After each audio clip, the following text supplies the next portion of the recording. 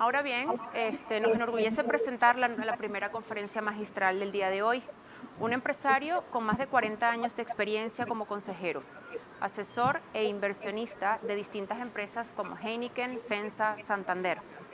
Por mencionar algunas de esas, es egresado del TEC de Monterrey con honores en la carrera de Contabilidad Pública y Administración de Empresas. Le damos la bienvenida a Jorge Luis Ramos Santos, quien nos presentará Provocación en estos tiempos de cambio. Bienvenido. Gracias, buenos días. Primero que todo, agradecer a Dios y a los hermanos García y Isa y a todo el cuerpo directivo por la organización de este evento. Creo que aquí venimos precisamente a compartir pensamientos, experiencias y un poco en línea con lo que he llamado esta intervención, provocaciones desde mi punto de vista. ¿Por qué razón decidí llamarle así? Primero hablaré de lo que llamé estos tiempos de cambio. No hay duda que llevamos un año y medio inmersos en una serie de circunstancias que a todo el mundo nos han retado, nos han puesto a prueba, hemos tenido que hacer reflexiones y yo diría que todos hemos tenido que cambiar, no uno, sino muchos hábitos y formas de ser. Pero uno diría, esto es inédito, nunca se había vivido. Yo les diría para un servidor que soy modelito 52, me ha tocado vivir en mi vida profesional mucho tipo de retos. 4 devaluaciones, la del 76, la del 82, la del 88, la del 94. Me tocó épocas de altísima inflación, estoy hablando de épocas de 100% de inflación. Me tocó un país con una dictadura perfecta, que era el PRI. Me tocó la época en que para subir precios en México había que pedirle permiso al gobierno literalmente. Para importar eran decisiones discrecionales. Entonces sí, estamos viendo tipos de cambio, pero se han vivido otras circunstancias en el desarrollo global, yo diría de la humanidad en general, pero también del país. Y eso lo que nos debe estar propiciando a todos es una actitud con la cual necesitamos estar, primero que todo, atentos, segundo, no paralizarnos, entender que, como voy a poner en la siguiente provocación, si me ayudan poniendo el siguiente slide, un segundo, aquí nos deben ayudar a moverlo, quise recurrir a China. ¿Por qué China? Yo digo que es un gran promotor de tiempos de cambio. Primero que todo, China está destinado a sobrepasar a Estados Unidos en su generación de Producto Interno Bruto para los primeros años de la siguiente década. En el 33, 35, por ahí hay distintos pronósticos. Eso por sí solo está propiciando el día de hoy pues una serie de circunstancias que hay quien ya las cataloga una guerra fría entre Estados Unidos y China, porque no es cosa menor que cambie el centro de gravedad a nivel global de donde se genera la riqueza. Ahora, para ser precisos, el PIB per cápita chino contra el de Estados Unidos, ese no se va a sobrepasar al inicio de los 30. Eso va a pasar probablemente entre los 50 años. Pero la masa crítica de los más de 1.000 millones de chinos como población y su ritmo acelerado de crecimiento es lo que provoca que en la cifra absoluta del PIB China vaya a ser más grande que Estados Unidos. Hoy oímos que China tiene mejor infraestructura, de un nuevo misil hiperbalístico, de que China va adelante con la tecnología 5G, que China protege su país, pero está muy agresivo en el manejo de sus relaciones globales. Y denle un vistazo a lo que está pasando en Latinoamérica. Hay países como Brasil, Argentina, Chile, que hoy hacen más negocios, más intercambio económico, cultural, y yo me atrevo a decir hasta social, con China que con Europa y con Estados Unidos. Entonces, estas circunstancias están ahí. Por eso quise recurrir a la primera provocación, inclusive con lo que aparece en pantalla, que son un par de conceptos chinos. Del lado izquierdo aparece lo que la leyenda, porque no hay una fuente fidedigna de dónde se originó, de lo que hay quien dice que es una maldición china. Ya te tocará tiempos interesantes, ¿no? Pues esos son los que estamos viviendo.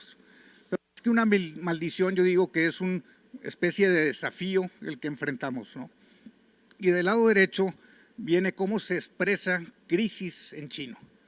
Es un conjunto de dos caracteres que por un lado dice problemas o amenazas y del otro lado dice oportunidades.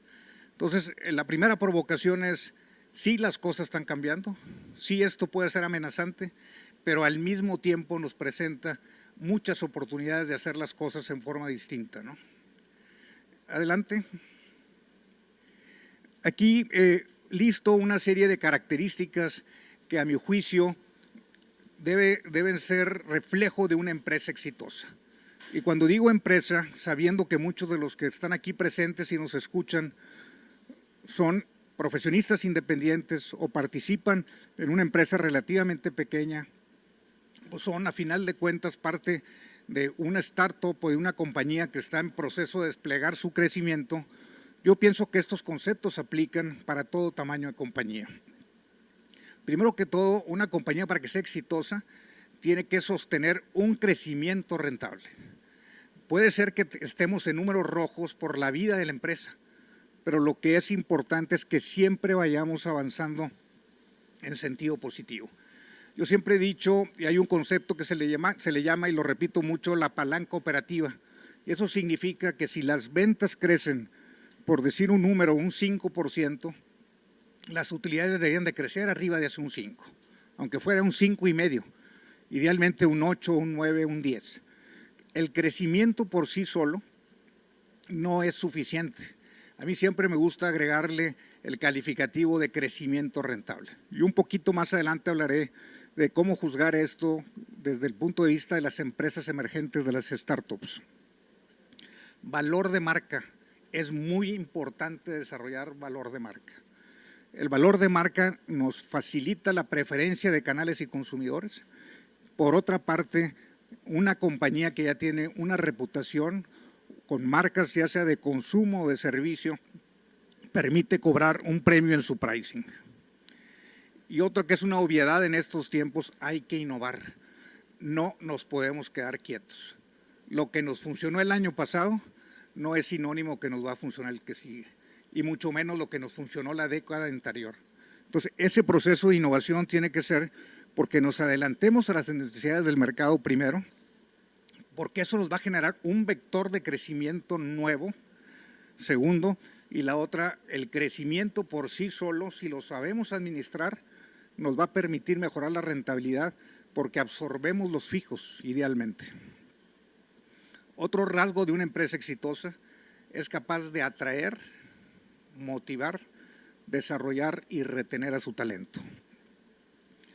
Entonces, no es cosa menor, todos los negocios, y yo siempre he pensado que aún nosotros como seres humanos tenemos que vernos como una empresa, como alguien que debe tener una misión y un propósito, debe contar con una estrategia. Igualmente es importante la ejecución. De nada sirve tener un buen planteamiento, muy bien organizado, un documento que nos va a decir, mira, esto tiene mucho fundamento, está bien investigado, se hizo investigaciones de todo tipo, de mercado, de costos, pero si no lo sabemos ejecutar, es multiplicar por cero esa buena estrategia. Y eso es lo que hace que en consecuencia haya una rentabilidad superior. Si a mí me apuran un poco, yo prefiero personas o seres humanos con una estrategia regular, medianamente bien planteada, pero que sean muy disciplinados en la ejecución de su plan, que no se desvíen, que siempre estén permanentemente avanzando hacia lo que es su visión o su misión. La que sigue, por favor. Ahora, desde mi punto de vista, ¿qué implica tener una sólida estrategia? Hay que tener una clara visión o ambición, idealmente en un horizonte de 3 a 5 años. Ya no es suficiente que hoy, en esta fecha, próximo a cerrar el 21, estemos hablando del plan del 22.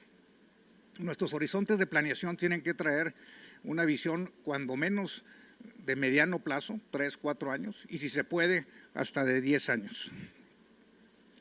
Ahora, voy a abundar en un concepto que más adelante traigo un par de imágenes que espero que los terminen de provocar, que no es lo mismo hacer planes anclados en un concepto de mejora incremental, de mejora continua. No, tenemos que imaginarnos un futuro y de ese futuro venirnos acá y ver qué cosas tenemos que retarnos para cambiar la forma de operar. Dos preguntas muy importantes que tenemos que estar seguros que las resolvemos en nuestro planteamiento estratégico. Where to play and how to win. Y el where to play significa elegir los mercados, los consumidores, las geografías donde queremos participar. Y el how to win significa precisamente en qué vamos a hacer distintos, cómo nos vamos a diferenciar, por qué vamos a ser más eficientes en costos, por qué vamos a ser más rentables. No son preguntas menores. Siempre cuando estas preguntas se ponen enfrente, generan alternativas. Las alternativas son dilemas. Hay quien dice, hay que tratar de evitar los dilemas y tratar de abarcar lo más que se pueda. Yo soy un creyente de que hay que buscar siempre el justo medio. Yo digo que cuando uno elige una estrategia, a final de cuentas renuncias a algo. Igual pasa cuando hablamos de where to play and how to win. La selección de la estrategia y de cómo queremos cumplir la estrategia implica renunciar. Y la renuncia implica una convicción de que mi selección va a ser exitosa. Una más, por favor. En la siguiente provocación rescato esta imagen que viene en un libro que recientemente repasé, que se llama el libro Liderear desde el futuro. Entonces, en esta época en que ya está más accesible los viajes espaciales, yo los reto a que se pongan el traje de astronauta, así como está SpaceX, y está Virgin Galactic, y está también Blue Origin. Bueno, nosotros hagamos nuestro propio proceso. Veamos el futuro, desde el futuro veamos ese futuro, cómo lo traducimos en una estrategia y empecemos a hacer una programación y a implementar la estrategia. Esta imagen lo que busca es provocarlos a que no se conformen en el dónde estoy hoy y cómo le hago para cerrar el año, cómo le hago para afrontar el 22. Esto se trata de tener un poco visión de mediano y largo plazo, ¿no? Por eso el título se llama El proceso de regresar del futuro. Adelante. No pretendo que lean esta lámina, el material va a estar disponible para ustedes. Cito la fuente, se llama Visual Capitalist, que lo que busca es mostrar en este gráfico el valor de las marcas a nivel global. El tamaño del círculo evidentemente marca las marcas más valiosas. Y lo que se hizo fue, como son compañías públicas multiplicadas por lo que la marca le aporta a la empresa, se estimó este valor. Este es un método que lleva un buen rato por parte de este newsletter que está disponible, es gratuito, vale la pena porque recorre muchos temas y los presenta siempre en forma de videos o de gráficos que están bien trabajados. El número 1 que aparece, bueno, primero antes de hablar de las posiciones del 1 al 10, voy a repasar para ustedes los sectores en el sentido de las manecillas del reloj. El primer sector son bienes de consumo y detallistas, que son lo que está ilustrado en el gráfico en círculos rojos. El segundo es azul, que son soluciones de negocio y soluciones tecnológicas. El tercero son instituciones financieras. El cuarto, que es un tono de azul que está ahí donde aparece Google, son compañías de medios y entretenimientos. Y luego viene lo que está en rosa, compañías de tecnología. Y luego viene compañías de transporte, compañías ya sean fabricantes de auto de transportación, compañías de alimentos y bebidas, por último compañías aseguradoras y por último, esa era la penúltima, las aseguradoras, la última son compañías, creo que son de logística. Sí, ahí está UPS. Entonces, ¿qué destaca? Hoy la compañía o la marca más valiosa es Amazon. Y es una compañía que retó la forma de hacer negocios. Para aquellos que pintamos canas, Amazon comenzó retando a las compañías que vendían libros físicamente. Los Barnes & Noble de Estados Unidos fue el primer target. Amazon dijo, tengo que encontrar formas distintas de comercializar los libros. Y ahí comenzó su jornada, que hoy es muy exitosa. La número 2 es Apple, muy conocida para todos nosotros.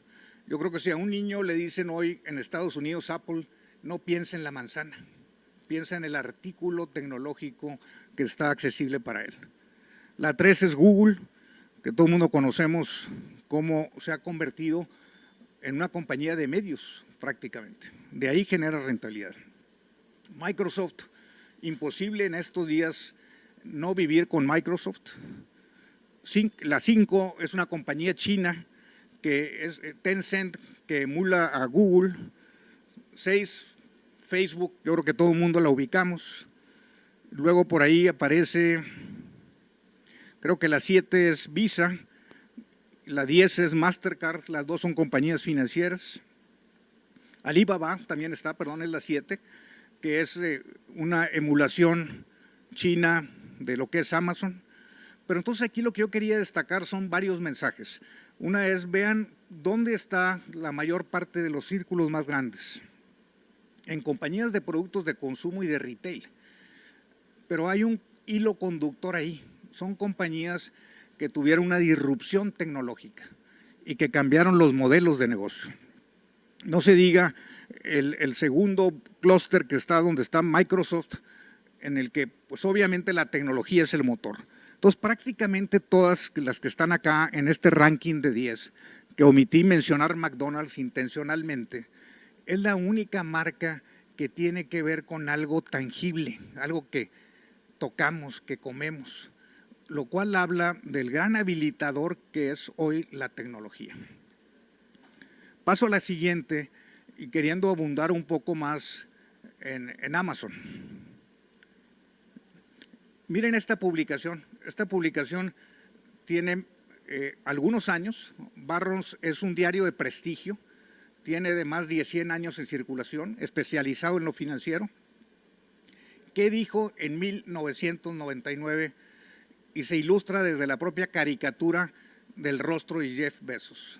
Esta es una bomba, esta compañía va a explotar. Eso de que ellos van a transformar el comercio no es posible, es un intermediario innecesario. Lo que va a prevalecer es un contacto del dueño de la marca, del fabricante de los productos, conectándose directamente con los compradores, con los consumidores. Lo interesante es que eso no pasó. Lo interesante es que Barron's, hay que tenerle crédito. En teoría deberían estar haciendo un periodismo fundamentado. Alguien se atrevió a hacer una predicción de que Amazon iba a tronar. No tronó. Esta publicación la recordó hace 10 días Jeff Bezos, diciendo, miren lo que dijeron de nosotros. Entonces, ¿qué está implícito en esto? Lo que yo decía antes, hay que tener una visión muy ambiciosa, hay que desarrollar un plan y hay que tener una ejecución exitosa. ¿Eso qué implica? Determinación, implica enfoque, implica caerse y levantarse, implica repasar si el planteamiento estratégico sigue siendo sólido o no, porque seguramente Bezos ajustó muchas veces su estrategia, ajustó muchas veces su plataforma, pero él tenía una visión y fue capaz de cumplirla. Entonces creo que este señor, que no lo teníamos en el radar en los años de finales del siglo pasado, hoy es un jugador global que ya está, como todos lo sabemos, incursionando en otras industrias, ¿no? Adelante. Nomás por retar otra vez, hay dos formas de hacer estrategia, del presente hacia adelante y del futuro hacia atrás. Entonces creo que ya sobreabundado en este concepto, pero el gran reto es, sí, sabiendo dónde estamos parados, dediquémosle más tiempo a pensar en el futuro que estar pensando en lo incremental. Una más, por favor. También del mismo libro que citaba yo de Liderar desde el futuro, saqué esta ilustración que habla de una cascada integrada de decisiones. Son 5 pasos. ¿Cuál es nuestra aspiración ganadora? De aquí yo siempre reto en las empresas en las que soy consejero inversionista, y lo hacía también cuando fui durante 38 años ejecutivo en distintas corporaciones, de que no se vale tener frases románticas, muy bien redactadas cuando hablamos de la misión y la visión. Ese componente de una sólida estrategia debe tener métricas. Hay que atrevernos a decir, duplicar el tamaño del negocio, tener el 20% de este mercado, ser el producto preferido por los consumidores cuando se hagan encuestas, estar en tantas geografías. O sea, una misión y visión cargada de frases y palabras que no traiga métricas, a mi juicio no se vale. Hay que arriesgarnos a ponerle una meta. Ya hablaba yo del where to play, que es dónde jugaremos. Ahí se habla de geografías, de categorías, de productos, de segmentos consumidores, de canales, qué tan integrado queremos estar o no. Y lo otro es cómo vamos a ganar.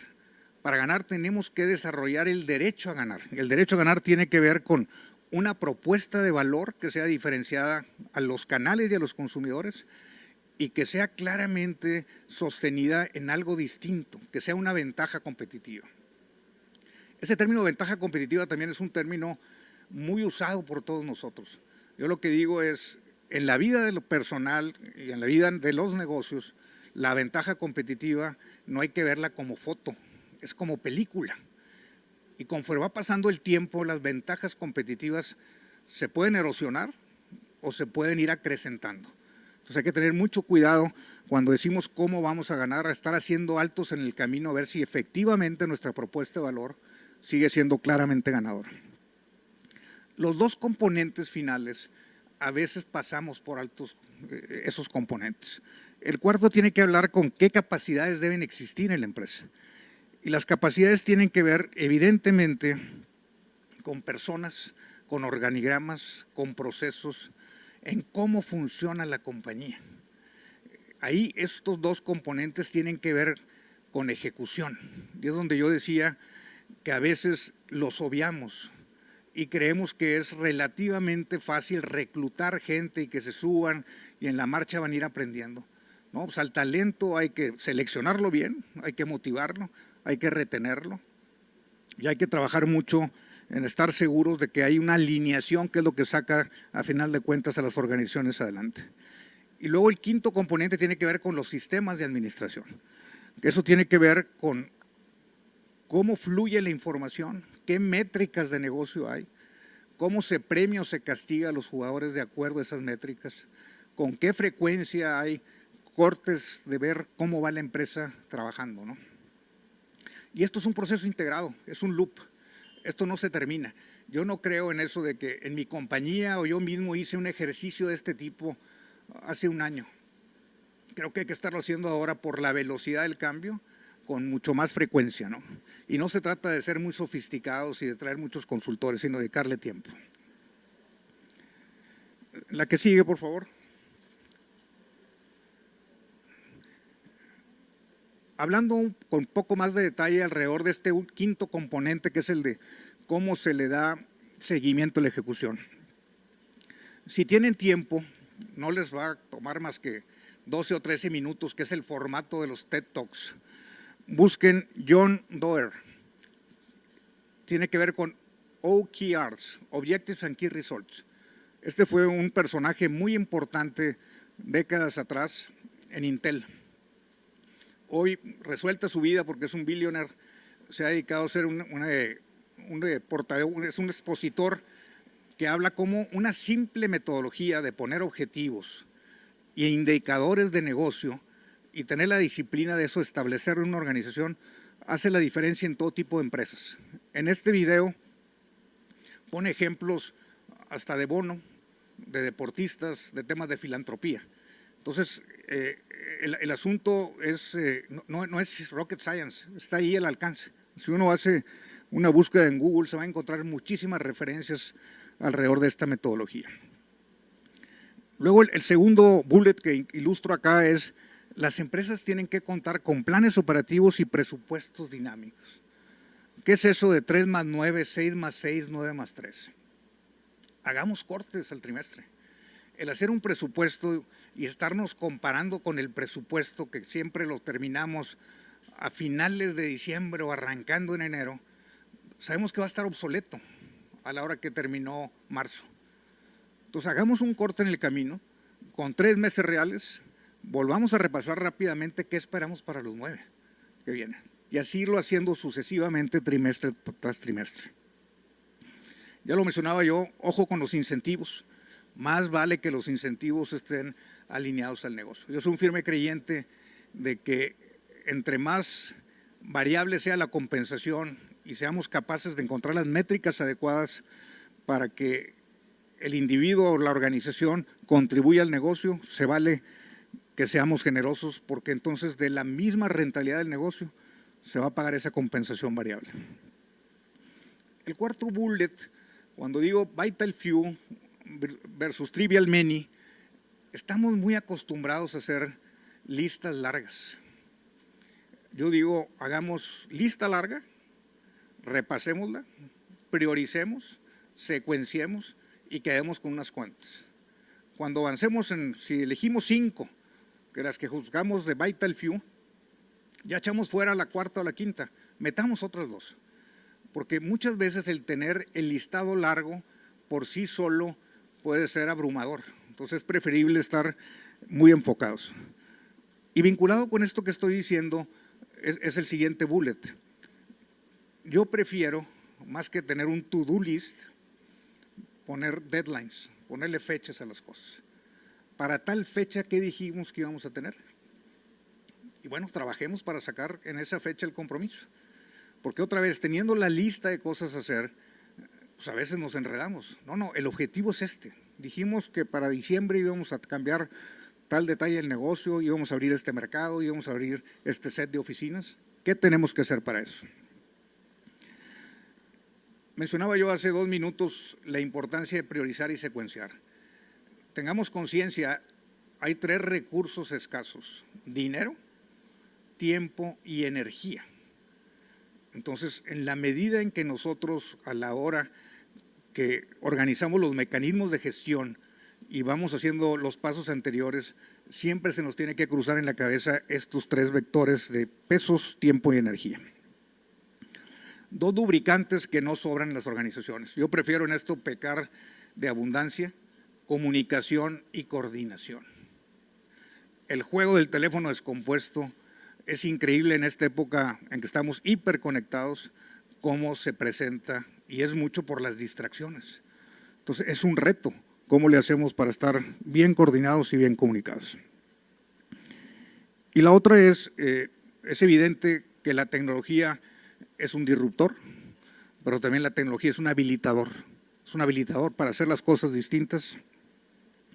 Y en eso yo los reto a que cada quien en su actividad profesional, ya sean que sean profesionistas independientes o formen parte de una organización, repasen en toda la cadena de valor.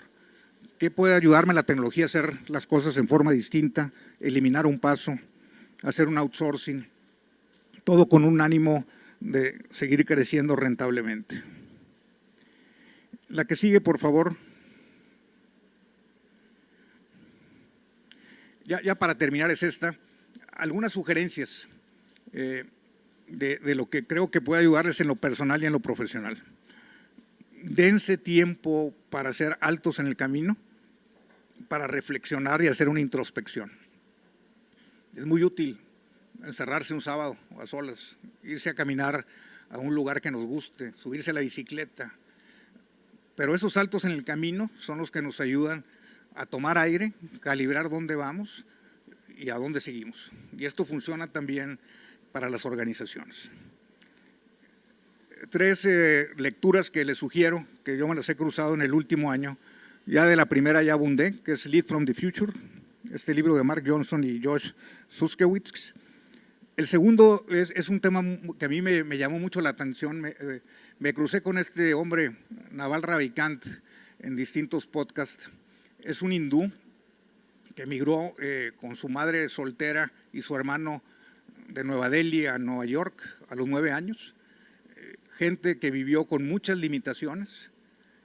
Este individuo fue un buen estudiante desde muy joven, ingresó a buenas universidades, muy activo en el mundo de la tecnología. Hoy tiene un fondo de inversión que se llama AngelList. El individuo, no está muy claro el tamaño de su fortuna, pero tiene muchos millones de dólares. Pero lo importante es que él hizo un alto en el camino y se ha dedicado a pregonar en este almanaque que emula un poco el almanaque de Benjamin Franklin, que es un clásico, o el almanaque de Charlie Munger, el socio de Warren Buffett, en el que él plasma el lenguaje del siglo XXI, porque esta es una recopilación de una serie de tweets que él ha manejado, de hilos de tweets, en que es muy fácil de leer y el pelado destila conceptos muy sabios que tienen que ver con cómo ser feliz y cómo generar riqueza en el sentido más amplio de la palabra. Este de Almanac está disponible en PDF gratis, entonces lo he venido regalando yo mucho, o cuando menos mandando los vínculos en los últimos 6 meses. El último, The Art of the Impossible, tiene que ver con un individuo creyente de los deportes extremos, estudioso, practicante, empezó a ver esto en un contexto más amplio, con CEOs, con gente en la parte artística, y encontró una serie de comunes denominadores que van relacionados en qué hay que hacer en lo personal para, viendo el futuro, fijarse metas ambiciosas y siempre mantenerse en el límite de los esfuerzos sin, a final de cuentas, tronarse o desgastarse, ¿no? Y por último, cito algo que también para mi gusto es un clásico, yo lo veo con frecuencia porque es inspirador, que es el video de Steve Jobs en la graduación en Stanford del año 2005, ¿no? Es una pieza por sí sola que tiene un mérito enorme y rescato una de las frases finales de Steve Jobs, que es "Stay hungry, stay foolish", que esto traducido para nosotros es seamos ambiciosos y hay que divertirse en el camino, o sea, hay que meterle ganas, hay que meterle esfuerzo, pero en el camino tenemos que encontrar la forma en que, aunque estemos cansados, salimos adelante con mucho entusiasmo porque nos gusta lo que estamos haciendo, ¿no? Pues estas eran las provocaciones que yo traía para ustedes. Con una que se queden de ellas me doy por bien servido. El material va a estar disponible para ustedes a través acá de la organización de IOS y pues encantado de haber convivido con ustedes. Y aquí estamos disponibles, Laura, no sé si hay algunas preguntas. Muy bien.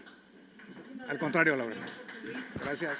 Por compartirnos sus enseñanzas a toda la comunidad de Dios. Gracias. Por estar con Qué amable nosotros. eres. Gracias. Al contrario, gracias por su tiempo. Que tengan buen día y que sigan divertidos. Nos van a tomar una foto. Muy bien. Este se lo quito y se la cambio por esta. Gracias.